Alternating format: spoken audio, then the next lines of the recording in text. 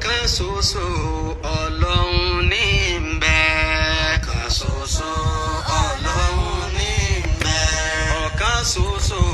Ọlọ́hun ní ń bẹ. ọ̀kan ṣoṣo Ọlọ́hun ní ń bẹ. kò má sí ewé kò má sí egbò, kò má sáwòrè kò sí gbèkúdé, kò má sí ọgbọ́n kò má sábùyẹ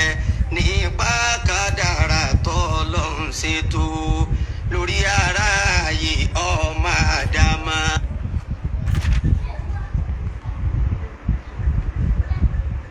Ádámà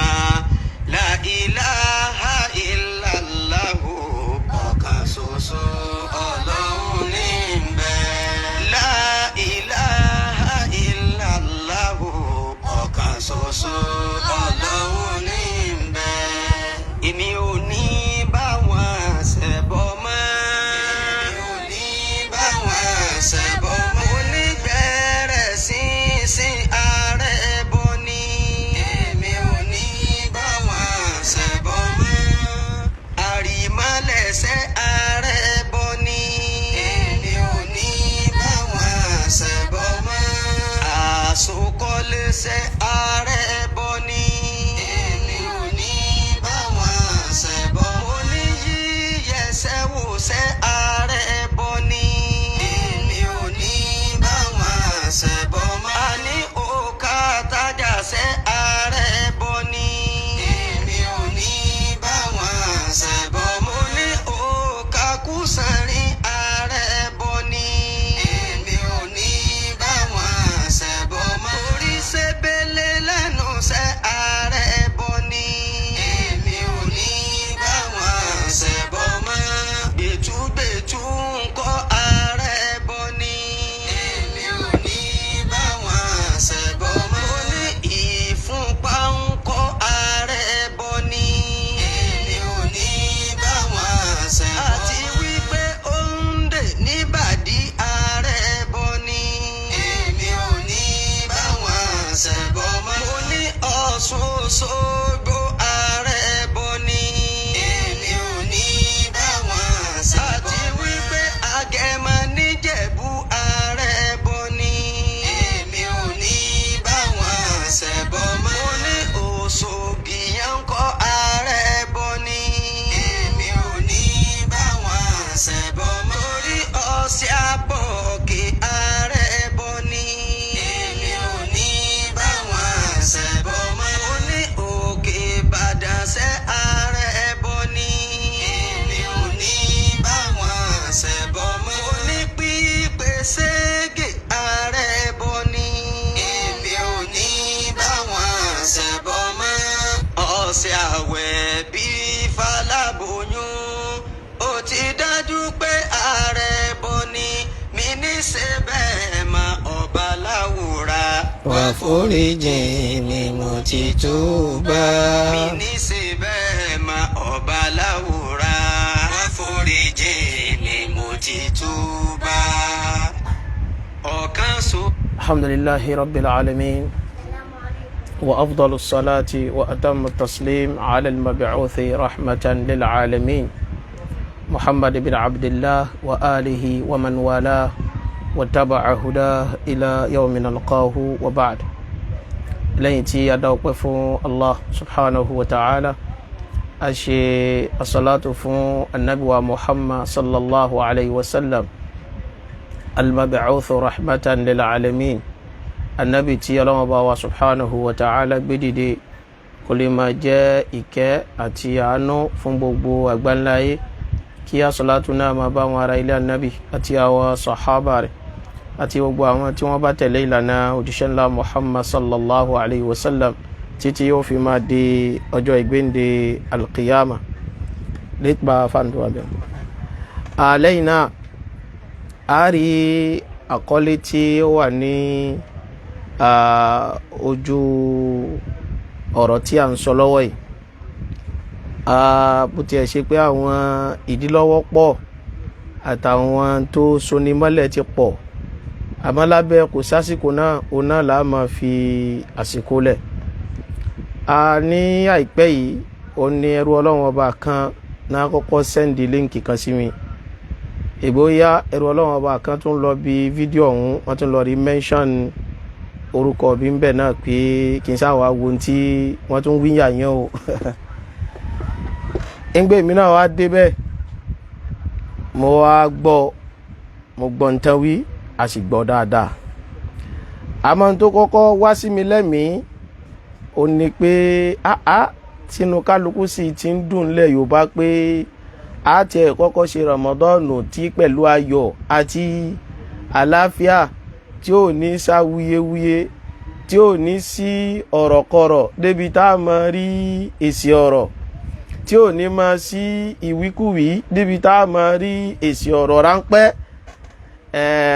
ìyẹn ò ní kálukú ti ń dunnú láti bí ọjọ́ mélòó kan sẹ́yìn tínú kálukú ń dùn tára kálukú ń yá tí kálukú sì ń bẹ lọ́n pẹ̀lú Ọlọ́run irú Ramadan báyìí ó ní kó jẹ́ kí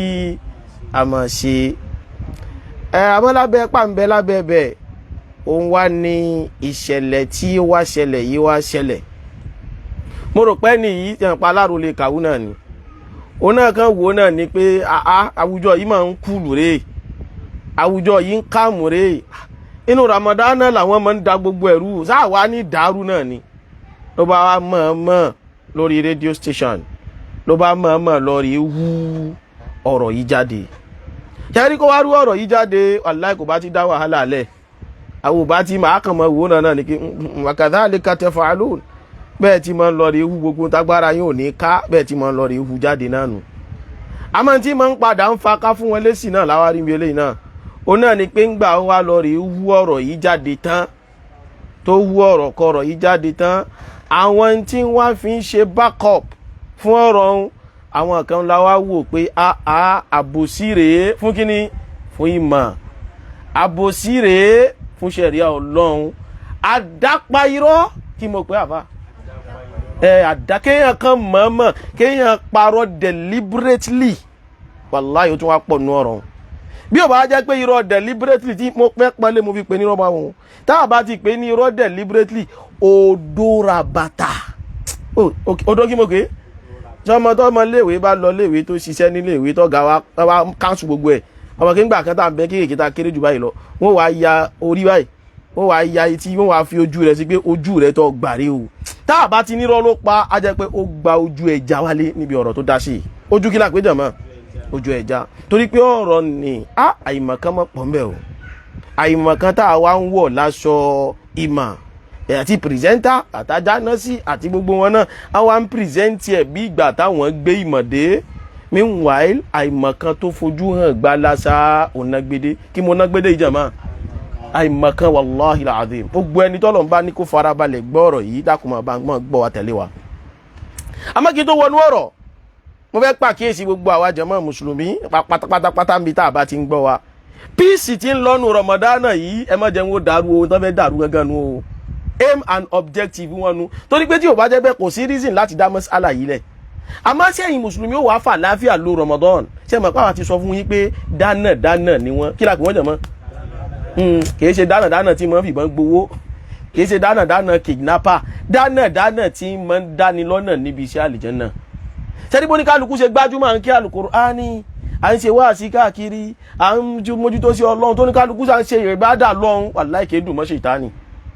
gbogbo àwọn tó bá jẹ́ ọmọ ogun rẹ̀ náà kìí dùn mọ́ wọn èyí tí mọ́ wù wọ́n ni pé kí làwọn lè dálẹ̀ táwọn èèyàn ó mọ̀ ọ́rán tẹ́ni tí ń kí Al-Qur'ani fi wọ́n pé wo jẹun gbọ́n tán náà tún wì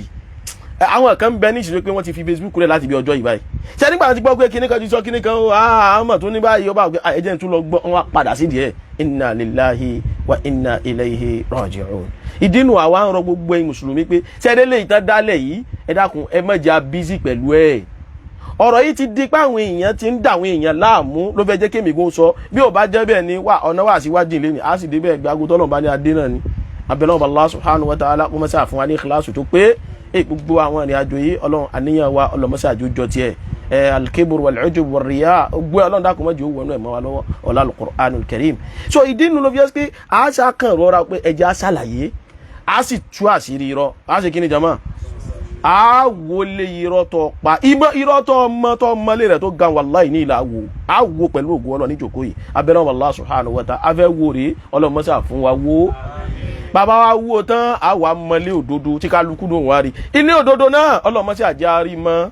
bàbá rí mọ́ ọlọ́mọṣẹ́ àjẹ́ lè ṣe lọ́ṣọ̀ọ́ bàbá ṣe lọ́ṣọ̀ọ́ gbogbo ẹni tó bá rí ilé náà ńgbà tá a bá mọ́ tán ọlọ́run jẹ́ ó sì mọ wù wọ́n kan gbé bẹ́ẹ̀ ìtumọ̀ lẹ́ni pé àlàyé tá a fẹ́ ṣe yìí ọlọ́mọṣẹ́ àjẹ́ kálukú gbọ́ yé abẹ́lúwa wa èyí tí èso tọ́lọ́run tí èso tànàbì ọlọ́run dákun mọ́jọ tẹnu tiwa jáde o ọ̀rọ̀ ìfẹ́ ẹnu pàwa náà sọnù kí lẹ́ ṣe ọlọ́mọjà wò bá wọn sọ gbogbo tá a bá sọ nídòkó ilé ni olúwa o má ṣe àjọṣe dédé qala Allah qala rasuluhu qala sahaba. Arole kàwú mi nígbà tí ó sọ̀rọ̀ tó jáde ó dídì fún tọ́pìkì ni ó ní kò sí kàfárọ̀ fún ẹni tó bá báyàwó rẹ̀ lájọṣepọ̀ lọ́sàn-án Ramadan tí mo gbà wọn ó ní kò sí kàfárọ̀ fẹ́ni tó bá báyàwó rẹ̀ lájọṣepọ̀ lọ́sàn-án Ramadan. Arole kàwú mi sọ bẹ́ẹ̀. Èsì táwa wá fẹ́ fọ̀ nísìnyí pé kàfárọ̀ ń bẹ fẹ́ni bá báyàwó rẹ̀ lájọṣepọ̀ lọ́sàn-án Ramadan pẹ̀lú àlàyé àti pẹ̀lú ìdí. Ìbẹ̀rẹ̀ ọ̀rọ̀ Arole kàwú mi sọ kinní kan ó ní àwọn ìdájọ́ kan ń bẹ tí a bá tẹ̀lé a ó kọlu Ọlọ́run gan. Àwọn ìdájọ́ kan ń bẹ tí a bá tẹ̀lé a ó kọlu Ọlọ́run gan. Àwọn ìdájọ́ ò sí ìdájọ́ tọ́lọ́run ọba fúnra rẹ̀ gbé lẹ̀ tó bá ti ń jẹ́ ìdájọ́ tọ́lọ́run ọba fúnra rẹ̀ gbé kalẹ̀ láti inú Al-Qur'an àbó fúnra rẹ̀ gbé kalẹ̀ láti ẹnu An-Nabawiyyah Muhammad sallallahu alayhi wa sallam gbogbo orú ìdájọ́ bẹ́ẹ̀ àlè kọlu Ọlọ́run mọ́. Tí làákàyè tí ẹ bá wá ń wo pé sáàsì ní kọlu Ọlọ́run pẹ̀lú kínní á ní ìwọ ni wọ́n ń rò ó bẹ́ẹ̀ ọ̀ ní ṣe kínní ọ̀ ní kọlu Ọlọ́run. Ọ̀rọ̀ yìí lẹ́gbẹ̀ẹ́ pé ọ̀rọ̀ yìí dàbí ọ̀rọ̀ ọmọ tí ò bá gbọ́ngbà míì ṣẹ̀gbẹ́njọ́ mi ó yẹ kọ́ mo ṣe kan àwọn àpẹẹrẹ kan fún àgbàlagbà ní wa ni mo wọ́n rò pé bí a ti ń bá ṣe bí a kò ní da bẹ́ẹ̀ ni wa ni bó ti yẹ kọ́ ṣe gan nu. Irú ẹ̀ ní tọkùnrin yìí lọ rí kọnu ara rẹ̀ bọ̀ òun ṣe bí ìdájọ́ ti ń bẹ́ ńlẹ̀ òun bóyá ìdájọ́ ni ó jẹ́ káwọn èèyàn ó lè mọ láyà sọ́lọ́run láti lè mọ tẹ̀lé òfin tí ń bẹ́ ńlẹ̀ òun rò bẹ́ẹ̀ ni ó wá rò pé ká lè mọ láyà sọ́lọ́run àbí ká ní bó ti sọ́nu pé ká lè mọ láyà sọ́lọ́run ìdájọ́ yìí àbí kóhun ó gbógun tì í kò wá mọ̀ pé ibi tóun lọ rèé padà fọ̀rọ̀ nìkan sí kò yanjú ọ̀rọ̀ yìí o. Ibi àwọn àlùfáà padà ń fọ̀rọ̀ nìkan sí tá a bá fẹ́ gba bí tó gbà ní ọjà mọ́ èyí òun gan ni ó jẹ́ káwọn èèyàn ṣàyà gbangba pé wò ó ẹ dákun ẹja mọ̀ ṣe kínní lọ. Ẹni bá báyàwó rẹ̀ sùn lọ́sàn-án àwẹ̀ lọ́sàn-án Ramadan jàmáà mùsùlùmí yóò san kàfàrà àmọ́ wọ́n ní at-takhliyatu qabla at-tahliya at-takhliyatu qabla at-tahliya ilé tó ti di ẹgẹrẹmìtì àwa fẹ́ tún lè ní ṣe ó ti dẹgẹrẹmìtì ṣé ilé òun ṣe ká lọ kùn lọ́dà ni yóò fi jó beautiful ni àbí tá a bá dáwó ká wá kọ́ mi ká ṣe wá kùn lọ́dà bó ló ti yẹ ká ṣe àkọ́kọ́ dáwó ìdí òun náà àkọ́kọ́ ṣe takhliya ọ̀rọ̀ tiẹ̀ ẹja àkọ́kọ́ kó gbogbo nǹkan tó lóun níwọ̀n ẹja àkọ́kọ́ kó jáde gbogbo ọ̀rọ̀ rẹ̀ tẹ́sán ohun jẹ́ gbogbo tó mọ ọ̀rọ̀ rẹ̀ lé ojú nǹkan mélòó kan báyìí náà lọ. Àkọ́kọ́ ó ní ọ̀rọ̀ yìí ó ní ìdájọ́ yìí kò sínú Al-Qur'ani ipe ọ̀rọ̀ kàfárọ̀ tóun mọ̀ tó wá méjì péré ní bẹ́nu Al-Qur'an ó sì kó ti àwọn kàfárọ̀ náà àmọ́ wá sí àbòsí àkọ́kọ́ tú àṣírí ibẹ̀ náà ó sì àbòsí kan bẹ̀ ó mú al-qatlu bil-khata ó mú yìí wá al-qatlu bil-khata ẹni tó bá pààyàn ní mistake ìyíò ní al-qatlu al-khata ó níyẹn aya al-Qur'ani gbé ìdájọ́ kàfárọ̀ wá afá ẹlòrí bá ń wá al-Qur'an tó rà yẹn. Ẹlẹ́ẹ̀kejì nígbà tí ó mú ìdájọ́ wá ó ní ọ̀nà tí kàfárọ̀ tún fi wà ó náà ní níbi zihar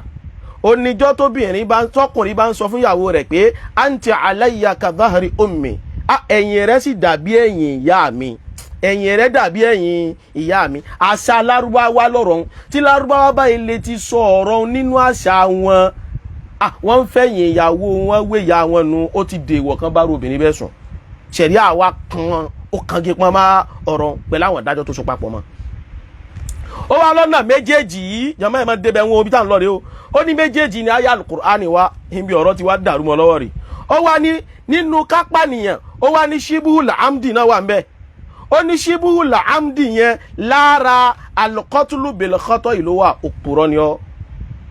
òpùrọ́ irọ́ ńlá sì lọ pa nínú ṣẹ̀ríà Islam ó parọ́ mọ́ òfin ẹ̀sìn ó sì parọ́ mọ́ òfin ìmọ̀ irọ́ tó sì pa yìí Ọlọ́run bó bí ọ o Ọlọ́run bó ṣe kí ni Ọlọ́run bó bí ọ nítorí pé tá a bá lọ rèé wọnú al-Qur'an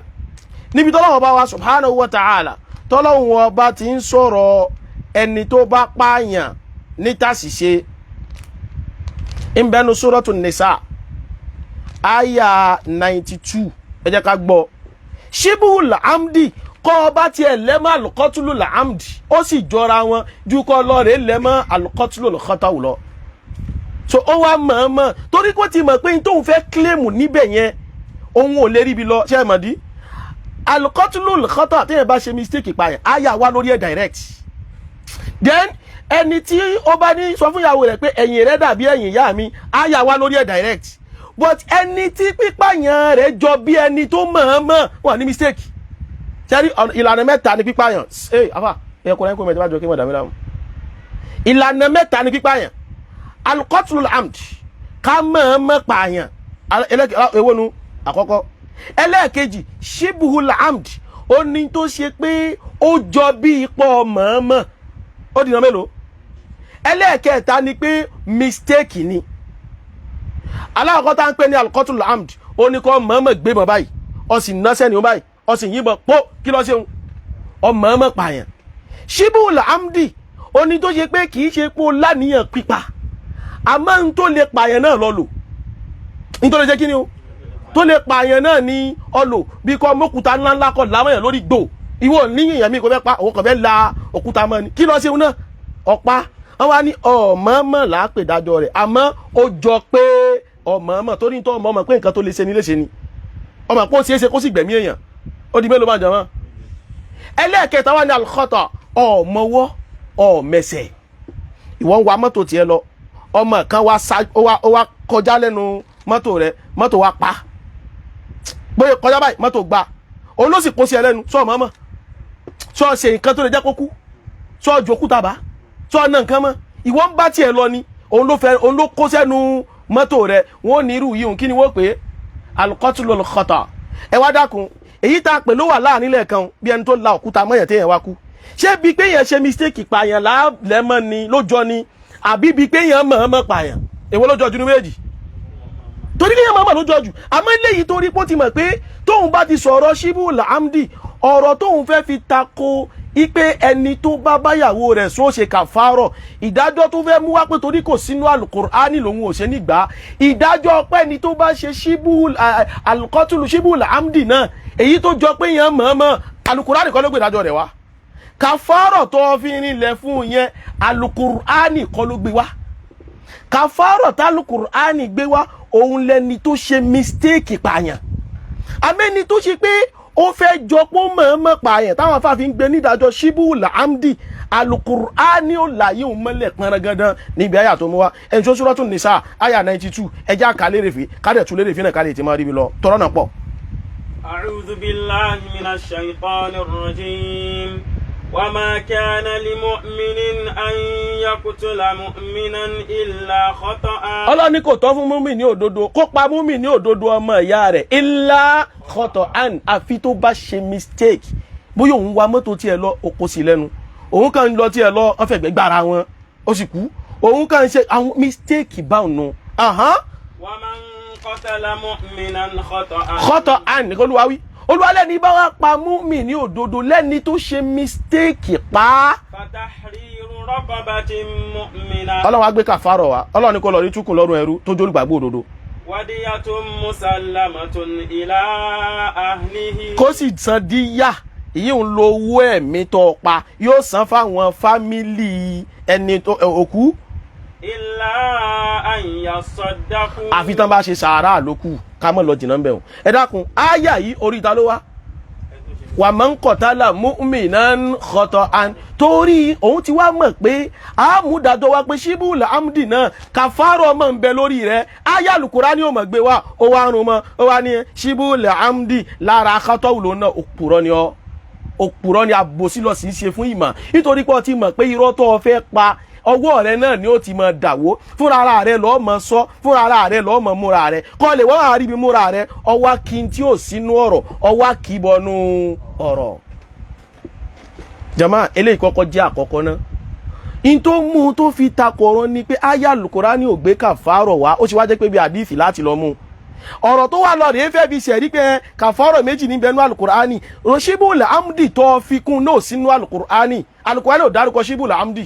ìdá Al-Qur'ani dárúkọ bí ni pé wa man qatala mu'minan khata'an ẹ̀ ń bá ṣe mistake gbogbo wọn tọ́lọ́run bá lọ lè láǹfààní àti lè kẹ́kọ̀ọ́ ìmọ̀ àwọn àyà yìí lọ rèé wò dáadáa Quran chapter 4 Suratun Nisa àyà 92 oníta kàyé èyí ò ń jẹ́ alákọ̀ọ́kọ́ nínú rọ̀ rẹ̀ tó pa àkọ́kọ́ wọlé rọ̀ náà ṣíbùlà amdi kò súnmọ́ kí ni o kò jọ kọ́tọ́ wù rárá ìdájọ́ káwá ṣe kàfárọ̀ fọ́níṣíbùlà amdi hadith ló gbé wá hadith Ànábì wa Muhammad sallallahu alaihi wasallam inú hadith làwọn àfáà ti mọ lọ rẹ̀ mú ìdájọ́ rẹ̀ wá ká dúró báwọn àníwulẹ̀ lọ́jìnà torí àfẹ́ kásìkò yìí tá a lò kó pọ̀ ìyójà láwọ̀kọ́ ẹlẹ́ẹ̀kejì ó wá pa ìyá ńlá ìyá irọ́ kí mo pé irọ́ tí ó bò irọ́ tí ó ṣe kí la péjọ mọ́ àmọ́ irọ́ ní mọ́ ń bò lọ́dọ̀ àwọn aláìmọ̀ kan ṣẹlẹ̀ gbogbo ẹni tó bá jẹ́ pé kó kàn wó tíra kwẹ́kwẹ́ àti tí irú wọn báyìí dẹ̀ jẹ́ pé nǹkan kéékèèké máa ń sáré jọ wọn lójú náà máa ń ṣe irú wọn àwọn báyìí torí wọn àwọn lélẹ́yìí ó sì lé lanu ẹ̀ paragada mọ̀ pé àwọn tí wọ́n ń lọ lé kéwú náà ń bẹ ń gbòòrò ni ọgbà yìí pé àwọn àfáàsù náà wọ́n ń bẹ láwùjọ ọgbà yìí pé àwọn àfáàsù náà ti wá kọ́ àwọn ọmọ kéwú tójú wọn ti là dáadáa nígbà tí ó pa ló bá nítọ̀ hadithi tó wá ó ní lẹ́yìn pé kò sínú Al-Qur'ani inú hadithi ló ti wá tó ní dájú bá dẹ̀ ti sínú Al-Qur'ani àwọn ò lè gbà tó wáyé pé inú hadithi ló wà ó nítorí pé hadithi wá tú Al-Qur'ani ni ń bọ̀ wá bẹ́ẹ̀ o bá débi ilzamat ń bọ̀ wá yanjú wà á nìkan náà ń bẹ̀ o ó wá nítọ̀ hadithi tó tún wá wọ́ òun náà ó ní hadithi gọ̀ríbù ni hadithi kí ló pé gọ̀ríbù lọ́dọ̀ àfọ́ ní hadithi gọ̀ríbù ni tí ẹ̀kan bá sì gbà wá so kó lè rí bí parọ́ ni olófin hadithi ń gọ̀ríbù ó nítorí pé hadithi yẹn Abu Hurairata radiyallahu ta'ala anhu nìkan ló gbà wá. How true is this? bó lọ̀rọ̀ yìí ṣe lálàáfíà tó jọmọ́ tó bá ń wá ìyá ńlá ìyá irọ́ bàbá ńlá irọ́ ló pa mí kí mo ló pa jọmọ́ hadithi yìí ṣe hadithi gọ̀ríbù 1 ẹlẹ́ẹ̀kejì hadithi yìí Abu Hurairah ní kọ́kọ́ ló gbà wá ó di mélòó 2 ẹlẹ́ẹ̀kẹta hadithi gọ̀ríbù kì í ṣe hadithi da'if then aligọ́lìbù lórí yẹn náà kì í ṣe hadithi da'if ìyànjú kan mẹ́ta tí mo sọ yìí alákọ̀ọ́kọ́ a ní kí ṣe Abu Hurairah nìkan ló ṣe kíni ló gbà wá ẹ padà sínú Sahihul Bukhari hadith 1935 àgbà afáǹgbà báńkì hadith 1935 nínú Sahihul Bukhari. حدثنا عبد الله بن منير أيوة سمع يزيد بن هارون أيوة حدثنا يحيى أيوة هو ابن سعيد أيوة أن عبد الرحمن بن قاسم أخبره أيوة عن محمد بن جعفر بن أيوة زبير أيوة بن العوام بن خويلد أيوة عن عباد بن عبد الله بن زبير رضي الله عنه أخبره أنه سمع عائشة رضي الله عنها رضي الله تعالى عنها تقول إن رجلا أتى النبي صلى الله عليه وسلم فقال إنه احترق قال ما لك قال أصبت أهلي في رمضان فأتي النبي صلى الله عليه وسلم بمقتل يدعى العرق فقال أين المحترق قال أنا قال تصدق بهذا. hadithi Aisha radiyallahu ta'ala anha ó wá discuss fún wa nípa ẹni tó ṣe pó bá ìyàwó rẹ̀ ní nǹkan pọ̀ lọ́sàn Ramadan hadith dala péjọ mọ́ hadith Aisha radiyallahu anha àwọn hadith Aisha yìí àlàyé ẹ̀kúnrẹ́rẹ́ rẹ̀ ibi tẹ́ ti wá lọ rẹ̀ rí àlàyé ìfọ́síwẹ́wẹ́ inú hadith Abu Hurairah radiyallahu ta'ala anhu ọ̀rọ̀ aya al-Qur'ani a máa túra wọn ayébẹ̀kọ́ hadith Ànábì náà a máa ṣe kíni a máa túra wọn in tó bá wà nú àdíìsì tán jùlẹ̀ báyìí lódindi ẹ̀ẹ́dẹ́nu àdíìsì míì wọ́n sì lọ rèé ṣe kíni wọ́n ṣe ìfọ́síwẹ́wẹ́ rẹ̀ ẹlẹ́kọ̀ọ́ kan ò gbọ́dọ̀ wá dé kó fẹ́ sọ̀rọ̀ kó wá ní ẹ̀yìn kẹyọ kan tó wà lórí ọ̀rọ̀ yìí náà nù aláìmọ̀ kan ni ó sọ bẹ́ẹ̀ ìyá ńlá wa Aisha radiyallahu ta'ala anha ó ní ọkùnrin kan ó wá sọ́dọ̀ Ànábì nígbà tí ó dọ̀ mi tó wá sọ ní pé innahu ihtaraq ó ní Ànábì mo ṣàgbákò mo dáná mo ṣòfò mo ṣègbé Ànábì wa Muhammad sallallahu alaihi wasallam kí ló sí ọ ó ní asabtu ahli fi Ramadan mo súnmọ́ ìyàwó mi ní ọ̀sán àwẹ̀ ká ní ké bí wọ́n ti wá wíhun ni ipe kò ní kàfárọ̀ kankan o kò ní kàfárọ̀ kankan yóò wọ iná ni yóò jẹ ìyà ẹ̀kẹ́ tí wọ́n wíhun à ń padà bọ̀ wá bẹ̀ pé yóò jẹ ìyà nígbà ilé tí yóò ti ta'adda hududallah àbọ̀sítọ̀ sí ń bẹ̀ náà ń bọ̀ wá bẹ̀ insha Allah ọlọ́dà pẹ́sà fún alásìkò ìdá nàbí sọ fọ́kùnrin wá ní pé níbi àdìsí yàrá Aisha anha anábì wá sọ fún yín pé ìgbà ọ̀rọ̀ ń ṣẹlẹ̀ ó ní kò pẹ́ rẹ̀ wọ́n wá gbé bí oúnjẹ kan wá bá nàbì wa Muhammad sallallahu alaihi wasallam tí ń jẹ́ sàárà wọ́n wá gbé wá sọ́dọ̀ ànábì ànábì wa ní ọkùnrin tó lòun dáná lẹ́ẹ̀kan nìdá ó wá ní èmi ní ànábì wa sọ fún pé ó yá gba ilé yìí máa lọ rẹ̀ ibi ṣe sàárà tasaddaq bihada gba ilé yìí máa lọ rẹ̀ ibi ṣe sàárà hadith eléyìí in bẹnu sahihu al-Bukhari in bẹnu sahihu inú sahih Muslim hadith 1112 atubambe حدثنا محمد بن رمح ابن المهاجر أخبرنا الليث عن يحيى بن سعيد عن عبد الرحمن بن القاسم عن محمد بن جعفر بن الزبير عن عباد بن عبد الله بن الزبير عن عائشة رضي الله عنها أنها قالت عائشة صحيح جاء رجل إلى رسول الله صلى الله عليه وسلم فقال ألقني كواسد النبي أقني يوان صحيح احترقت أني مدانا مسعباكو مصوفو مدانا يا النبي قال رسول الله صلى الله عليه وسلم النبي باندالو لما إيش يا تدقباتو دانا sàgbákò qala wati'tu imra'ati fi Ramadan naharan ó ní mo súnmọ́ ìyàwó mi nínú Ramadan lọ́sàn gangan qala Ànábì wa ní tasaddaq lè ṣe sàárà kí ni yóò fi ṣe jẹmọ́ torí ọ̀rọ̀ tó dání ó tó bá sí pé ìtànà ṣe kínú ìtànà ń bẹ Ànábì ní lọ tasaddaq lè ṣe sàárà àdíthì ta ní àdíthì Allah Aisha qala Ànábì wa ọkùnrin wá dáhùn pé ma indi shay ìrí ànábì ọdún lọ́dẹ̀ ṣe sàárà ni èmi ọmọ ní nǹkankan èyí ní tí fi ṣe sàárà fa amarahu an yajlis ànábì wa ní tó bá rí bẹ̀ ọkọ̀ lọ́dẹ̀ jòkó mi kan náà fa ja'ahu araqani fihima ta'am ana wa gbé bí àpẹẹrẹ oúnjẹ àpẹẹrẹ dàbídùn wọn bá gbé wájọ náà fa amarahu rasulullah sallallahu alaihi wasallam an yatasaddaqa bihi ànábì wa pa láṣẹ jọ náà pé lọ́ọ̀rẹ́ fẹ́ léyìí ṣe sàárà jàmáà níyà yìí ní sí àrí sàárà àbá àrí sàárà kí ló fi sàárà ní ṣe kàfàrọ̀ ìjà ànábì sọ pé ọgbọ̀ iná ni o ti ṣàgbákò ni o kò sí kàfàrọ̀ o kò sí tanra o kò sí gbá o ànábì sọ pé kó ṣe sàárà àmọ́ kó tó di kó ṣe sàárà yìí hadithi ti Abu Hurairata radiyallahu ta'ala an hadithi ló ń wá gbé wá ní kíni pẹ̀lú àlàyé tó kún kẹ́kẹ́ àlàyé tó ṣe kíni tó kún kẹ́kẹ́ hadithi tàbí radiyallahu an ọlọ́kùnrin ń wá náà ní bá ti sọ tẹ́lẹ̀ yìí náà nìyí òun náà ti jẹ́ àmọ́gbàtọ́kùnrin yìí dé òun náà sọ pé ànábì mo ti dáná o mo ṣe kíni jama mo ti dáná ìyá náà ó ní tó tẹ̀wé ní pé alákùtù Amẹ́ríkà mo dáná o mo ti parun o Ànábì wa Muhammad sallallahu alaihi wasallam ní kí wà máa dáká kí ló sí ọ́tọ̀ fi ń sọ ọdún tó ń sọ yìí àdífẹ́nà bẹni sọ Bukhari àdís 2600 èsì ọ́tọ̀ sọ ilé qala waqa'tu bi ahli fi Ramadan ó ní mo súnmọ́ ìyàwó mi ní Ramadan qala tajidu raqaba ẹ̀wù tánàbì ti wá gbé ń bì ṣe àgbẹ̀yìn tasaddaq níbi Ànábì wa gbé yóò padà débi ṣe sàárà náà ó ní tajidu raqaba ṣé wọ̀ ìbọ̀ ti wà ṣọ́ lè rí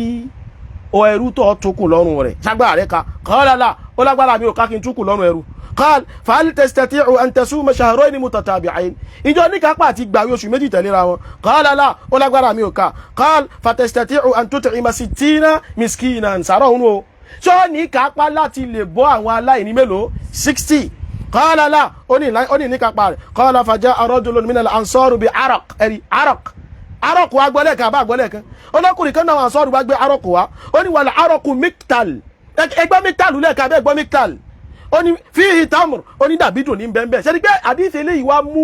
àlàyé tó kún kẹ́kẹ́ ó wá mu wá faqal anabi wa ní idhabu bi hadha ó yá máa gbélé yìí lọ fatasaddaq bihi lọ bí ṣe kínú. ìgbà anabi sọ bẹ́ẹ̀ fún tẹ́kàn ọkùnrin dáhùn pé ala ahwaja minna ya rasulallah ilé ànábì sẹ́ni tó bá ní bùkátà sí jù wá lọ ní agbé fún tó yóò lọ sí jù wá lọ tó bá jẹ́ bẹ́ẹ̀ walladhi ba'athaka bil haqq mo fẹ́ tó gbé ọ dìde pẹ̀lú òdodo mo fi búra o ma bayna labatayya ahlu baytin ahwaju minna èmi ò rẹ́ nìkan nu gbogbo Mẹ̀dínà yìí bó ti tó yìí tó wá ya olùsí tó wá tó bùkátà sí sàárà yìí tó wá ká arábìnrin tó bá rí bẹ́ẹ̀ idhhab fa at'imuhu ahlak ó yá ìwà àtàwọn ìyàwó rẹ̀ náà mọ̀ lọ rí jẹ́ tó rẹ̀ tó bá tó sì jù náà ní agbé fún jàmá kàfárọ̀ ní dúà àbí kàfárọ̀ ní òdúó eléjì àrílẹ̀ báyìí pẹ̀lú tá a gbọ́ yìí nísìn pé hadith Abu Hurairah nìkan kọ́ ló wà lórí ẹ̀ hadith Abi Hurairah ń bẹ lórí rẹ̀ hadith yàlla wa Aishata radiyallahu ta'ala anha ó náà ń bẹ lórí ẹ̀ ó di mélòó báwọn jọmọ́ irọ́ wó àbírò wó. ẹlẹ́ẹ̀kẹta alábòsí mọ̀ nìyí lẹ̀ yóò báyìí èyí ṣe tẹ̀yẹ alábòsí náà èyí ṣe tó yẹ pé ń jọ́tẹ̀ yìí bá ti wá bẹ́ parọ́ nìkan lẹ̀ mọ́ wá kẹsà parọ́ mọ́ ìmọ̀ ìwọ́n lè máa aládìí kan àdìí fi gẹ̀ríbù dọ̀yìfù ní torí pé ajẹ́ gẹ̀ríbù àbí òrẹ́ nìkan ló gbà wá látara bẹ́ẹ̀ ẹgbà pa nẹ́bì ló sọ torí pé kò bá lùkùrá nínú hadithu innamal a'malu binniyat wa innama likulli imri'in ma nawa tán bá ń wá hadithu gẹ̀ríbù láyé hadithu gẹ̀ríbù ni tán bá lọ́dọ̀ ta ló ti lálàáfíà dọ́dọ̀ ànábì Umaru ibnul Khattabi radiyallahu ta'ala an hadithu Umaru nìkan ni ló lálàáfíà dọ́dọ̀ ànábì wa Muhammad sallallahu alaihi wasallam jama tó bá rí bẹ́ẹ̀ ó di gẹ̀ríbù àbí ó di gẹ̀ríbù ẹ̀dàkùtà ní èké nu wọn lẹ̀ Yorùbá yìí ìwọ́n wá ládìí ẹ̀yẹ torí pé Abu Hurairah nìkan ló gba ọ̀tọ̀ Umaru nìkan náà ló gba innamal a'malu binniyat Umaru nìkan náà ló gbà wá ẹ̀ ń kẹ́ abẹ́ ẹ̀ mọ́ ké kódà mọ́ olùdínà bí òyìn tẹ́ bá fẹ́ kọ́ àdìsí fáwọn ọmọ tẹ́ mọ́ fi wọ́n pawó inú àdìsí ẹ̀ lè mọ́ ké ni qala Rasulullahi sallallahu alaihi wasallam innamal a'malu binniyat wa innama likulli imri'in ma nawa lẹ́yìn rẹ̀ kí ló tẹ̀lé ìyá rẹ̀ wá bí ó wá bàbá rẹ̀ wá bí ó wá o bàbá ń bẹ níjókòó kí wọ́n dìde káwá náà bàbá ń bẹ níjókòó kí wọ́n dìde. àṣekáràmbà nínú yín àdìsí kan wá dìde kan wá náwó ẹnìkan gọ̀ríbù ń bẹ níbi àdìsí kan wá dìde kan wá ṣe kíni kan wá náwó ọwọ́ aládìsí eléyìí tó tako irọ́ tí wọ́n fẹ́ pa ọwọ́ nígbà náà gọ̀ríbù ni èèyàn kan ló gbà wá Abu Hurairah ni ìjàmbá ẹ̀jẹ̀ wá já padà irọ́ tó tún wá pa ni pé àdìsí gọ̀ríbù dọ̀ífù ni eléjì ọkọjá ká mọ̀ pé rọ́ ni náà àlè gọ́ọ̀lìbù ni pé dọ̀ífù ni gọ́ọ̀lìbù kọ́ tábà kó àwọn àdìsí tó jẹ́ gọ̀ríbù jáde kí ní jẹ́ bẹ́ẹ̀ àyìnbó àdìsí gọ̀ríbù tó pò lẹ́yìn gan lò ìyóò jẹ́ kan báwọn ẹjẹ́ àtúwá mú mi gan pé ipa Abu Hurairah nìkan ló gbà wá tí kò tọ́rọ̀ gbà lẹ́nu ànábì ni ẹ dákun Al-Qur'ani tá ń ké màláìkà mélòó ló gbà wá Al-Qur'ani tá ń ké màláìkà mélòó ló gbà wá màláìkà kan ṣoṣo Ọlọ́run bá bá Al-Qur'ani rán kò fi rán pé méjì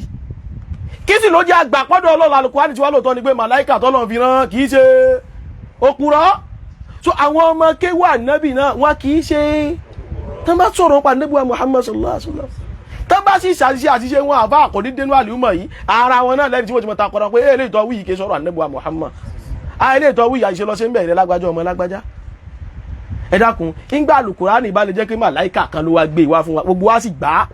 ànábì wa Muhammad nìkan náà sì fi rán sí wa òun nìkan náà ló ṣe kí ni lókè fún wa à ń gbà ti gbà nẹ́bì gbọ́ lójíṣẹ́ tá a gba màláìkà gbọ́ pé kò lè purọ́ a gba Al-Qur'ani gbọ́ àbá gba Al-Qur'ani gbọ́ àmọ́ ṣe ráwọn alábòsí àwọn ṣe àtúnṣe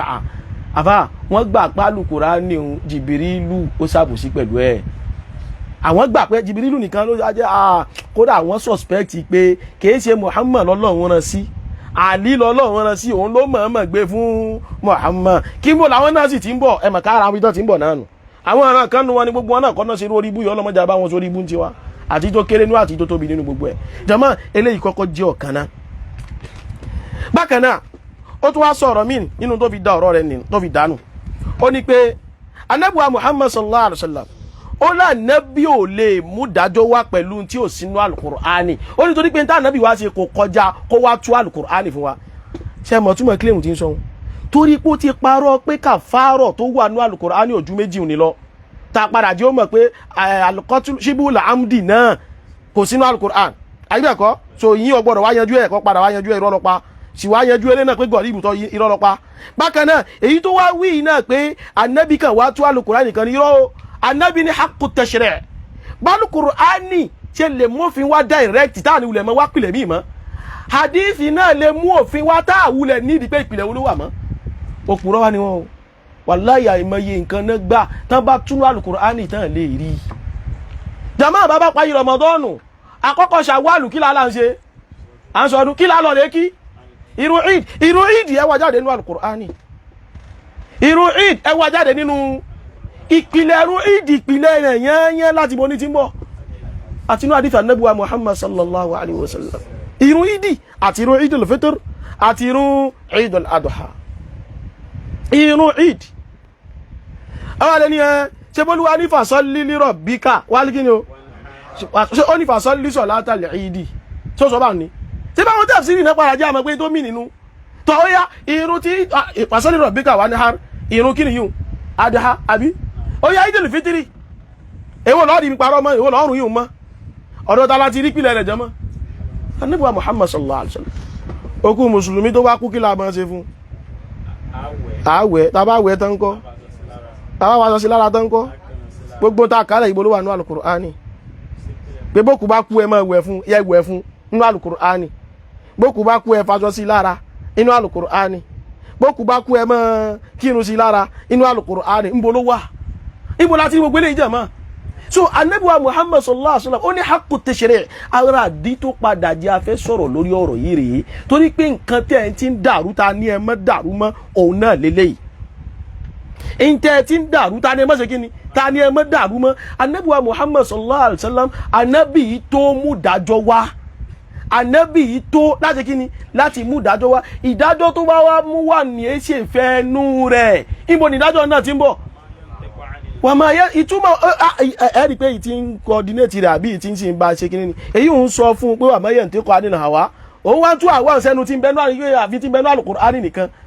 wà máa yẹ ǹtí kọ́ adínà àwá Ànábì wa Muhammad sallallahu alaihi wasallam in tí ò sínú Al-Qur'ani tá Ànábì bá ti mú wa nínú ọ̀rọ̀ ẹ̀sìn wa yìí jàmáà Ànábì ní haqqu rẹ̀ sallallahu alaihi wasallam ọlọ́mọṣà bá wa ṣe kí àti gẹ̀fà Ànábì wa Muhammad ọlọ́mọṣà bá wa kí Ànábì wa Muhammad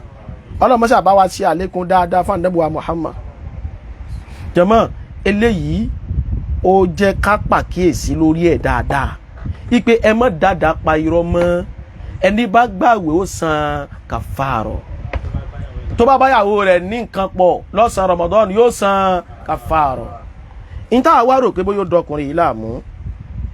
níta rò pé kí ni ó pọ̀ àmọ́ ká tó lọ tún sọ kíní kan ó ní wọ́n àtẹnuwẹ́ kíní òun fẹ́ kó ba lè rí ibi ṣe hásùrù ọ̀rọ̀ rẹ̀ ó ní ẹni tí ṣe ìtọ́nù ẹ má wọ́n ẹni tí ṣe ìtọ́nù bá gàlábà tó wá báyàwó rẹ̀ ní nǹkan pọ̀ ẹni tí kí ni o pé kò ṣe pé ó mọ̀ọ́mọ̀ o ṣe sọ́rí ara tí ò yí ọ̀nù sọ́dọ̀ ẹni tó mọ̀ọ́mọ̀ òun náà kí ló gàlábà òun náà ṣe ìtọ́nù náà ní olódo ní ọ̀rọ̀ fà á ṣe ìtọ́nù ló gàlábà òun náà bó ti mọ̀ọ́mọ̀ òun náà tó bá láti mọ̀ pé ṣẹ̀rí àsọ pé ìwọ ni tó bá mọ̀ọ́mọ̀ kìyàwó rẹ̀ mọ́lẹ̀ ta lójó láyàkáyà ṣe ìtọ́nù náà ló ba tiẹ̀ jẹ́ sọ́rí ẹni tí wọ́n rò pé ṣe ìtọ́nù wá gà lábàá rẹ̀ ń ó ti wá mú dójú ẹ̀ ó padà wá kíyàwó mọ̀lẹ́mọ́lẹ̀ nígbà tí wọ́n sọ̀rọ̀ ó wá ní èyí ń yóò dá àwẹ̀ padà yóò tún wá túbá èyí tó sọ ń bolówó àánú Al-Qur'ani òpùrọ́ ni ọ èyí tó sọ ń bá bá láyà irọ́ lọ pa torí pé kò sínú Al-Qur'ani ibi tó ti rí ìdájọ́ pé ẹni tí ṣe ìtọ́nù bá wá jẹ gàbáyé lórí tó fi wá báyàwó rẹ̀ ní nǹkan pọ̀ ipe kóhun ó dá àwẹ̀ padà kó kàn túbá níbo lẹ́rí rẹ̀ wà ní Al-Qur'an tọ́nà tí wọ́n sọ pé ẹni tó jẹ́ tó bá súnmọ́ ìyàwó rẹ̀ nínú yín lọ́sàn-án àwẹ̀ o tó yẹ pé ṣètánù ló gà lábà rẹ̀ kó lọ rèé dá àwẹ̀ padà kò sí ó dẹ̀ ẹni ó mọ̀ọ́mọ̀ jẹun tí wọ́n tún sọ náà kò sí láwọn bá ṣe fàmọ́ra wọn lẹ́nu ẹni tọ́lọ́wọ́n bá ní kó fa ìdàtúmí náà yámìl Al-Qur'an mọ̀ yanjú ẹ àmọ́ kánà mi ń kún mọ̀rídọ́n ẹni bá ṣàìsànú yín tí ò lè gbàwẹ̀ àwọn alásáfà rí àbó ṣe ní àjò fa iddatun min ayyamin àwọn tí yìí bá lọ́nu àwọn tí yìí ṣe kí ni tó bá lọ́nu àmọ́ ẹ ṣètọ́nù ló wá gà lábà rẹ̀ ó fi wá súnmọ́ ìyàwó rẹ̀ ó yẹ kó tó fi wá sọ pé ẹni bá jẹun tó wá mọ̀ọ́mọ̀ jẹun tó fi sọ yìí náà ó yẹ kó tún mú ẹni tí ṣètọ́nù náà tún gà lábà rẹ̀ tó jẹun kí ìdájọ́ tiẹ̀ tó bá ti wá ní yíhun kó náà tún sọ padà níbo ló wà ní Al-Qur'an ìdájọ́ tó mú wà yẹn náà níbo nìyẹn náà wà nínú Al-Qur'an ó lè mọ̀ pé in tí ò ṣe é gbé wọlé òun lọ fẹ́ gbé wọlé wọ́n jẹ́ ń tán ìdájọ́ tó mú wá kọ́ ló strange ọ̀nà ìmọ̀ kan tó gbà ló kó yẹ̀yẹ́ bá wọn báyìí ìdájọ́ tó mú wá kò ṣe kí ni kò strange yẹn ní ọ̀rọ̀ ìmọ̀ tó yẹ pé àìmọye anybody kálukú máa ń sọ nínú àwọn àlùfáà yóò kàn sọ nǹkan mi báyìí pé nǹkan mi bó kàn ti hàn sí ni ìjọba tó ń pè pé àmọ́rú àwọn eléyìí irú àwọn mistake àwọn àfáà bẹ́ẹ̀ làwọn àmọ́ ń lé káàkiri ọ̀rọ̀ táfà kankan ṣe mistake tó ń sì sọ́n tiẹ̀ ó làwọn àmọ́ ń wá káàkiri àmọ́ eléyìí ká tiẹ̀ ló wà máa ń ka ọ̀rọ̀ àwọn àfáà ni kò bá dáa bóyá kò bá rọrọ̀ ní present pẹ̀lú ọ̀rọ̀ mọ̀ yóò wá kó pé káwọn onímọ̀ náà mọ̀ dá lóhùn pẹ̀lú ìmọ̀ ọ̀rọ̀ yìí ò ní mọ̀ jẹ́ attack àmọ́ eléyìí sì wọ́n kàn fẹ́ mọ̀ attack ìṣẹ̀yẹ Ọlọ́run ọwá ní irọ́ ni kíni ló fi Ọlọ́run Allah subhanahu wa ta'ala èyí máa ń láyà bẹ́ẹ̀ má pé rọ̀ ọkùnrin àkọ́bá ti wá bẹ́ẹ̀ dé pẹ̀lú ọ̀rọ̀ mọ́ wa ní agbọ́pọ́n lẹ́ni kan ná àwọn sa àwọn tábìí kan ọmọ asọ́bà àmọ́ ọ̀wá rí yìí ń gbà tí ojú rẹ̀ ò tó gbogbo tó lè lójú rẹ̀ ò tó ìgbà tí wàá kọ́ fẹ́ rún mọ́ lọ́wọ́ bẹ̀rẹ̀ ó ní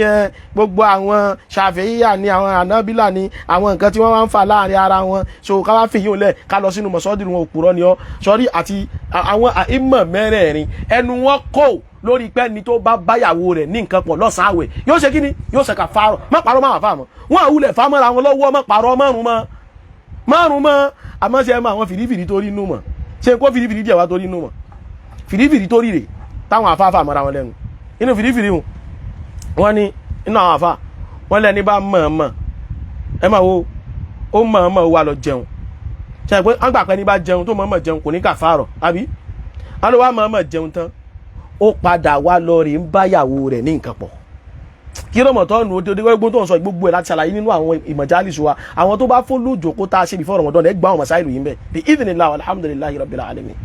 so àwọn arẹni bá mọ̀ọ́mọ̀ torí kó lè báyàwó lò pọ̀ kò wá kọ́kọ́ báyàwó lò pọ̀ kó lè mọ̀ dáná kàfàrọ̀ ó wá kọ́kọ́ jẹun ìgbó wá jẹun tọ́lẹ̀ ibi wákàtí kan ó ṣe wá kíyàwó rẹ̀ mọ́lẹ̀ àwọn nírú yìí náà tó dáná kàfàrọ̀ iyún lẹ́ẹ̀tì máa rí tí àwọn míì ti wá ń sọ nǹkan míì nú àwọn àlùfáà iyún làwọn míì ṣe kí ni náà ti sọ nǹkan míì nú àwọn àlùfáà yẹn kó ti kọ́kọ́ mọ̀ọ́mọ̀ jẹun ó fẹ́ lo ọgbọ́n àrékérekè làwọn míì náà bá ṣe ní ọgbọ́n àrékérekè ló fẹ́ lò ó kàn fẹ́ dọ́gbọ́n ṣe bí póúnjẹ lòún fi ba àwẹ̀ jẹ́ ni ìyàwó tó fẹ́ bá ní nǹkan pọ̀ náà ló mọ̀ọ́mọ̀ lò àwọn tó dàrú mọ́ lọ́wọ́ rẹ̀ nínú tó tún lè dàrú mọ́ lọ́wọ́ ó ní táwọn àfáà máa ń gbé míì náà wá pé ẹni tí èyí ṣe pé ìyàwó rẹ̀ tó so yìgì ẹ̀ ó wá lọ rèé ṣe zìnà pẹ̀lú olóṣó àbó lọ rèé ṣe zìnà pẹ̀lálẹ̀ ó wá bá ṣe zìnà tí wọ́n náà ṣe kàfàrọ̀ wọ́n ní yìí kàfàrọ̀ kọ́ lọ́ràn rẹ̀ àgbákò tó ṣe níwájú Ọlọ́run ó ṣe kí ni ó kọjá kàfàrọ̀ àgbákò tó ṣe níwájú Ọlọ́run lélẹ́yìn náà wá fẹ́ sọ àmọ́ nígbà tí ò lẹ́kọ̀ọ́ gbà tí ò ní kí ni o kò sí mọ́ ọ̀rọ̀ tí ò bá ti wá sí mọ́ àìmọ̀ kó mọ̀ á wọnú ẹ̀ báyìí mọ̀ kan bá ti wá wọnú ẹ̀ gbogbo yóò mọ̀ wá ṣe kínú yóò mọ̀ á dàrú ṣẹ́gbà tó wá nímọ̀ sẹ́mọ́ tó wá ṣe òun bá gbé ìdájọ́ wá pé kò sí ní kan yóò jẹ ìyà ọ̀ sì bẹ̀rù Ọlọ́run àrólé kàwú mi kí ló ń parọ́ sí ọgbà àgbáyé Al-Kùránì ni wọn kí tí bá ké fún ọ̀gán náà nísìn ọ ti ọkọ mọ̀ pé àṣewìkú yìí lọ wí pẹ̀lú pé aláwẹ̀ tó báyàwó rẹ̀ sùn kò wá ní kò sí kíní kan àbí kó lọ dé àbí yóò wọ iná yóò jẹ irọ́ lọ́pa dájú sọ fún ọ sọdẹ tó bá mọ̀ọ́mọ̀ gan náà tó mọ̀ọ́mọ̀ tó rà tó fi ìgboyà ṣe síwájú Ọlọ́run eléyìí àfi encourage kẹ́ni kankan máa gbóyà síwájú Ọlọ́run tó bá mọ̀ọ́mọ̀ tó wá kíyàwó rẹ̀ mọ́lẹ̀ kódà kò tó wá ṣe kàfárọ̀ bí tó tún sọ náà kálá fẹ́ gba mọ́fẹ́ àbí rẹ ni o kìí ṣe pé yóò wọ náà tó wá ní ọmọ gbé dájọ́ lé lórí torí pé kí ni àforíjì lè bá tó bá túbá lọ sí ọ̀dọ̀ Allah in tó kọ́kọ́ dìdì àwọn àfáà tó bá ti ẹ̀gbà pé kò ní ṣe nǹkan kan mọ́ in tí wọ́n lọ gbà mọ̀ràn wọn ní gbà mọ̀ràn ọwọ́ iná yìí nǹkan kìí ṣe dájọ́ bẹ́ẹ̀ náà yóò gbé dájọ́ náà léèyàn lórí in tí wọ́n gbé dájọ́ lé lórí ó ní pé tọ ọ̀rọ̀ rẹ tọ ọtí dọ̀dá rẹ wájú Ọlọ́run bóyá ń tọ́ lè ṣe ni pé kó wá kú kọ́ ọmọ wójú rere Ọlọ́run máa ṣe sàárà púpọ̀ máa yẹn náfìlà kó pọ̀ máa kí Al-Kùránì kó pọ̀ lọ gbààwẹ̀ tàtàwà kó pọ̀ lọ tàwọn sí olóore kó pọ̀ bóyá tó o bá ṣe gbogbo ẹ̀ innal hasanati yudhhibna sayyi'at ti bẹ́ẹ̀ náà Al-Kùránì kí bóyá àwọn iṣẹ́ dáadáa tó bá pọ̀ ó lè máa pa àwọn iṣẹ́ aburú kéékèèké rẹ ìyí òun lọ bá tiẹ̀ ní àwọn àfáà máa ń lò ó àbábí tó Ọlọ́run pé yóò wọ náà ọ̀pá irọ́ Allah subhanahu wa ta'ala ó ní inna Allaha la yaghfiru an yushraka bihi wa yaghfiru ma duna dhalika liman yasha. Inna Allaha la yaghfiru an yushraka bihi wa yaghfiru ma duna dhalika liman yasha. ẹ wo nǹkan jẹ́mọ́ tún máa ń kẹ́yà ń lẹ́ẹ̀kan sí kálukú náà máa gbọ́. Inna Allaha la yaghfiru an yushraka bihi wa yaghfiru ma duna dhalika liman yasha. tún máa ń kẹ́lẹ́ ẹ̀kan sí àfáà máa ké bitakrar. لا إله إلا الله يغفر ما دون ذلك لمن يشاء. tuntun. إن الله لا يغفر أن يشرك به ويغفر ما دون ذلك لمن يشاء. ẹni tá a sọ pé ẹ̀ṣẹ̀ tó ṣe yìí tó bá ilé kú lórí ẹ̀ bẹ́ẹ̀ ọ wọ iná òun náà lẹ́ni tó bá bọ́ lọ́wọ́ bá wórogún òun gan tó bá kú lórí ẹ̀ bẹ́ẹ̀ ni tóun gan bá tọrọ àforíjì tí ò dé díẹ̀ mọ́ ó lè ráforíjì Ọlọ́run àmì tó lọ ní kò ní sáforíjì tí náà rẹ̀ tó confam tán yányán òun tó bá bọ́ lọ́wọ́ bá wórogún ẹ wá báyàwó rẹ̀ sùn lọ́sàn-án àwẹ̀ ó wá mọ̀ọ́mọ̀ ṣe bẹ́ẹ̀ ìwọ wá ní kò sí kàfàrọ̀ lórí rẹ̀ aláfàrdìn kátiẹ̀ for the argument sake káwá assume pé tó sọ ní correct ìdájọ́ tó kàn kọ́ ni kò sọ pé yóò wọ iná ìdájọ́ tó kàn ní pé inna Allaha la yaghfiru an yushraka bihi wa yaghfiru ma duna dhalika liman yasha. Tọ́ kí wá ló lè jó rà foríjì Ọlọ́run a wá sọ fún pé innal hasanati yudhhibna sayyi'at. Innal hasanati.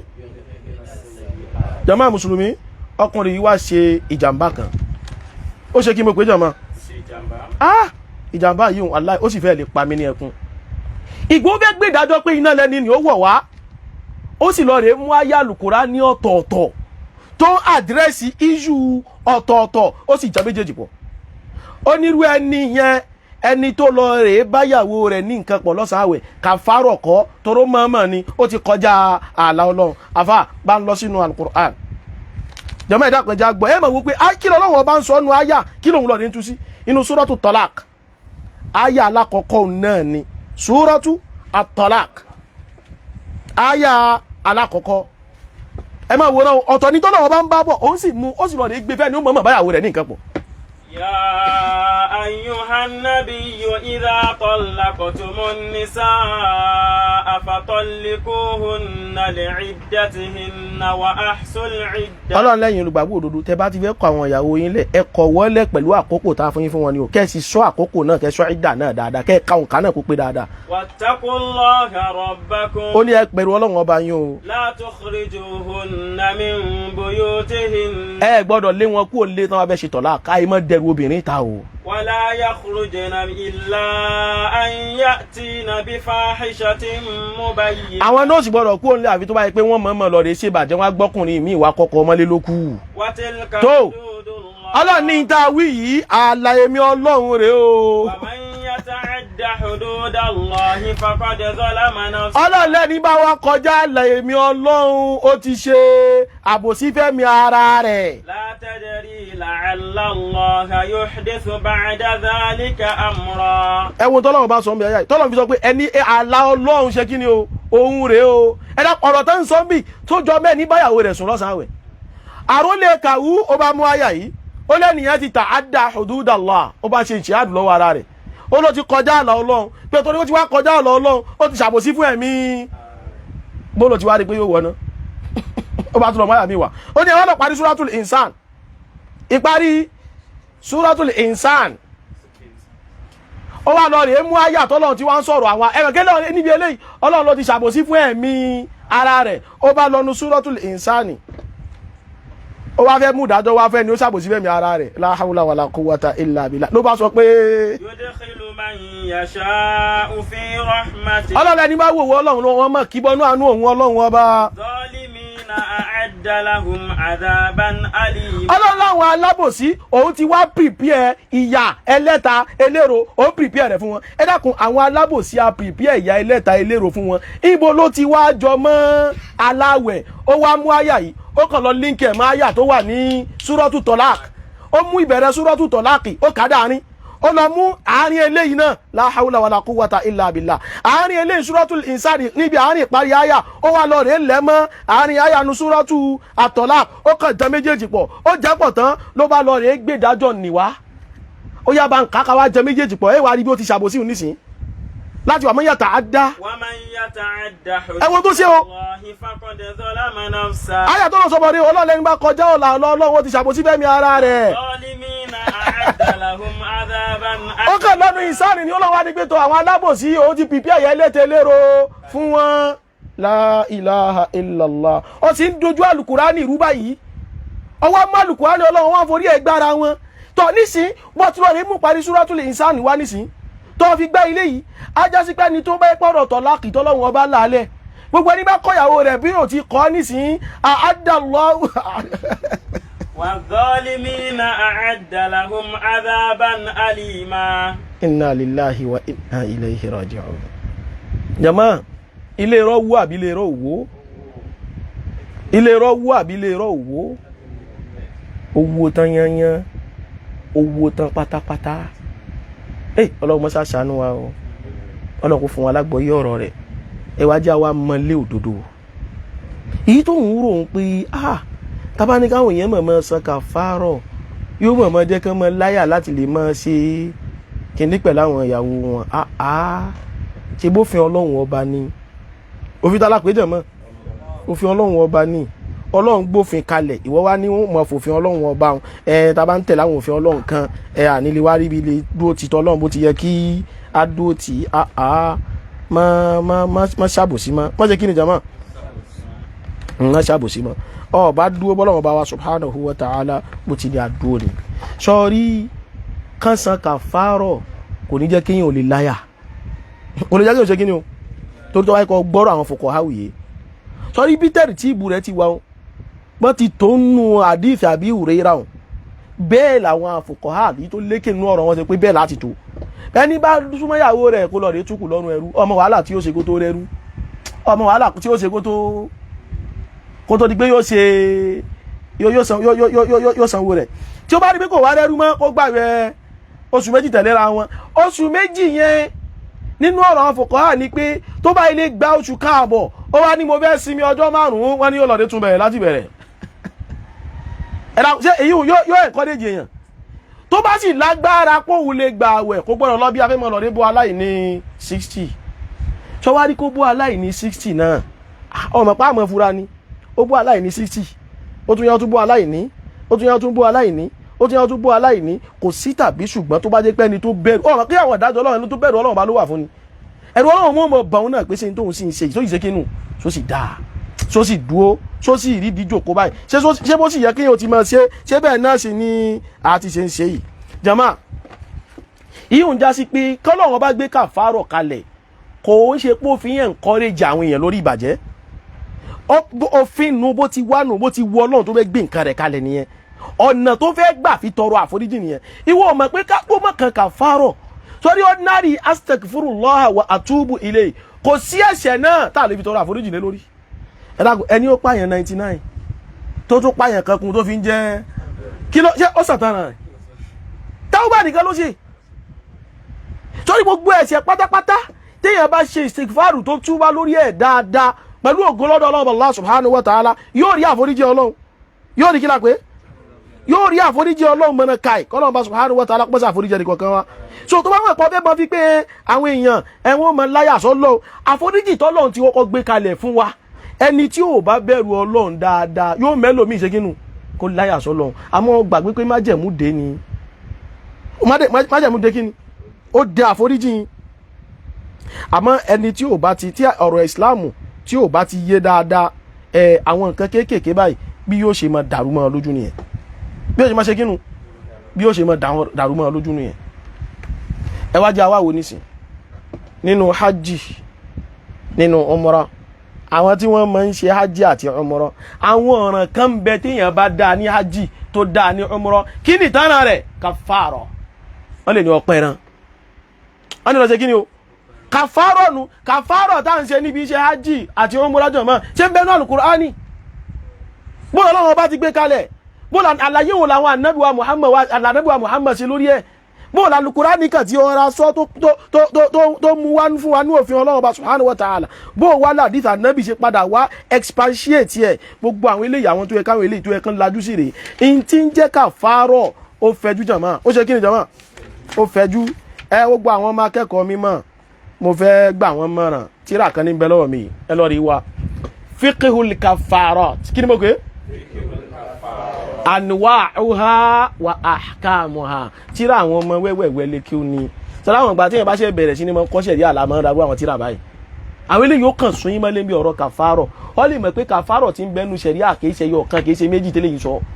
ṣẹ̀ríà kàfárọ̀ pọ̀ tó yẹ pé èyí táyà Al-Kùránì gbé wá èyí tá dìtà Ànábì wa Muhammad sallallahu alaihi wasallam gbé wá òun náà ṣe kí ni ó gbé wá lọ́ọ̀rẹ́ wo òun rèé lọ́rẹ̀ wo ohun rẹ̀ oníkálukú wa ká lọ́rẹ̀ wo onú tíra yìí fiqhul kafarat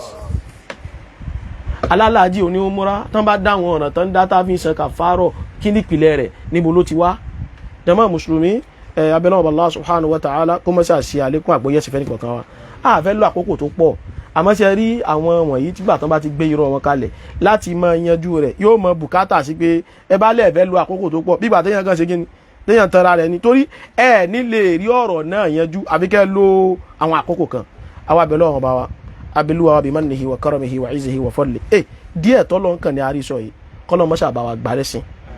kọ́lọ́ mọ́ṣà bá wa jẹ́ kí ó lè pẹ̀tù sí gbogbo àwọn irọ́ táwọn eléyìí ti pa àwa bẹ̀ náà Allah subhanahu wa ta'ala bó ti wu àwọn eléyìí kí nǹkan máa ṣẹlẹ̀ rí àwọn máa ń fẹ́ kó sáà máa dariwo kí gbogbo ẹ máa hó láfihàn ọgbọ́jọ mọ́ mùsùlùmí pé gbogbo tó gbé wáyìí ẹ má jẹ́ kó mú wa girigirigirigiri kò sọ̀rọ̀ ń bẹ́ẹ̀ kò sí kíni o kò sọ̀rọ̀ ń bẹ́ẹ̀ so in táwọn ń wá ni pé bí kálukú ṣe ti ń dunú pé Ramadan ọdún yìí mọ̀ lálàáfíà tán ti rí pé ti ń hàn ó ti hàn sáwọn èèyàn níṣì pé ń bo làbòsí ti ń wá ẹ̀kọ́ ti hàn níbo ni wàhálà ti ń bá wa lẹ̀ Yorùbá ẹ̀mọ̀ pọ́ ti hàn ta ni máa ń dá wàhálà lẹ̀ gbogbo Ramadan ó ti fojú hàn bó ti fojú hàn so kó bá lè wájọ pé kò ń ṣe ẹniyẹn ní dá wàhálà lẹ́jàre wàhálà kan wà fún wa kò sí wàhálà fún ara rẹ̀ so wọ́n fẹ́ mọ̀ fẹ́ lé ìkéle náà tún dáríwó àwọn fẹ́ lé ìrọ gbogbo àwọn ọmọ ìyá wa gbogbo ẹ̀yin jẹ́ ti bíjì tíṣẹ́ dáwà ẹ̀dàpọ̀ ẹ máa bá lọ ẹ̀yin jẹ́ ti bíjì tíṣẹ́ ìbádà ẹ máa bá lọ sọ ilé yìí tẹ̀bí gan wúyà ní padà sí ọ̀rọ̀ yìí mọ́ ebi náà bá ti kóyà yín nìsín àwọn náà ń lọ mi wọ́n á dọ́ra wa mí bá a bá débẹ̀ gbogbo ọ̀rọ̀ wa kò ní lọ bí ọ̀rọ̀ báyìí kọ́ ìdíyà gbọ́ mọ́ rò pòun là wà bísìtì tó dáa ti rí pé intẹ́yìn máa ń fẹ́ ni pé kẹ́ ẹ lè dáyàn lọ́nà kúrò níbi iṣẹ́ àlìjánnà kó ní kálukú lè wá bísìtì intẹ́ bísìtì jàmáà mùsùlùmí ẹ má jẹ́ kí wọ́n dọ̀rọ̀ yìí rú ó ti clear sí wa nísìn pé ẹni tí ń dalẹ̀ Yorùbá rú àti máa bá mọ́ ẹni tí ń dáriwó lẹ́ńlẹ̀ Yorùbá àti máa bá mọ́ tọ́ ìgbò lọ́dẹ̀ sinmi nísìn ilẹ̀ Yorùbá sinmi àbí ilẹ̀ Yorùbá ò sinmi Ọlọ́run mọ́ṣẹ́ àjá lè mọ́ sinmi o irú sinmi tá ń sinmi ta àlàáfíà ta ní lọ́dún ní Ọlọ́run mọ́ṣẹ́ àjá lè mọ́ ní lọ́dọọdún ẹ̀ ti sàmíjàn mọ́ Ọlọ́run mọ́ṣẹ́ àjá lè mọ́ ní bẹ́ẹ̀ lọ́dọọdún àlàáfíà tó ti omi àlàáfíà tó ti jọba yìí Ọlọ́run mọ́ṣẹ́ àbá wa ṣe ní permanent one Ọlọ́run bá wa ṣe ní permanent one omi àlàáfíà Ọlọ́run bá wa ṣe ní permanent one Olúwa o àwa ti pariwo pé the end kí gbogbo wàhálà wa ó ṣe kí ni ó dópin Ọlọ́run mọ́ṣẹ́ àjò dé the end bẹ́ẹ̀ a ti pariwo náà pé game over Ọlọ́run jẹ́ kí game over bẹ́ẹ̀ Ọlọ́run má jẹ́ ká tún mọ́ pariwo mọ́ ilẹ̀ Yorùbá já mọ́ fi sinmi lò ó èsì ọ̀rọ̀ lẹ́ni èsì ọ̀rọ̀ lọ́la kìíní kan lẹ́ni kìíní kan lọ́la ó ń gbàsìkò àbí àfa ó ṣe kí ni ó ń gbàsìkò ó ń gba wákàtí gbogbo àsìkò jẹ́ kí yóò jòkó ìtìrà kẹ́mọ́ ká tìrà ìtẹ́ mọ̀ ránu Olúwa o àyè tó fún wa lásìkò yìí mọ́ṣà fún wa láyè yìí lọ jálè mọ́ fi sin Ọlọ́run ọba wa salli Allahumma wa sallim ala abdika rasulika Muhammad wa ala alihi wa sahbihi ajma'in subhanaka Allahumma bihamdik ashhadu an la ilaha illa ant astaghfiruka wa atubu ilayk wassalamu alaikum wa rahmatullahi wa barakatuh.